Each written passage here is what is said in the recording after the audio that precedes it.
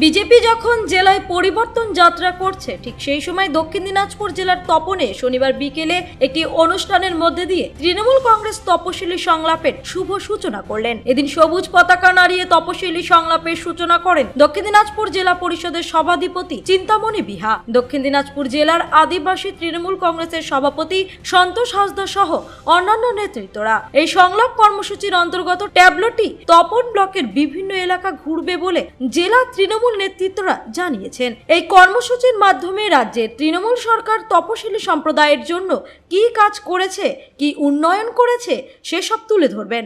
যে তপশিলি সংলাপের যে গাড়ি ছিল সেই গাড়িটা আজকে শুভ আরম্ভ হলো। এই গাড়িটা কোথায় কোথায় যাবে? গাড়িটা আজকে আমাদের চণ্ডীপুর অঞ্চলেই ঘুরবে, 3টে স্পটে।